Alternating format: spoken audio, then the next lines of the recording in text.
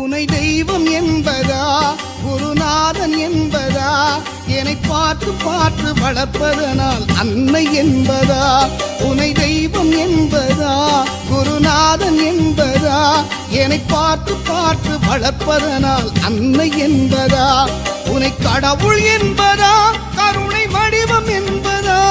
உனை கடவுள் என்பதா கருணை வடிவம் என்பதா ஐயா ஞானதானம் தந்த உன்னை தந்தை என்பதா உனை தெய்வம் என்பதா குருநாதன் என்பதா என்னை பார்த்து பார்த்து வளர்ப்பதனால் அன்னை என்பதா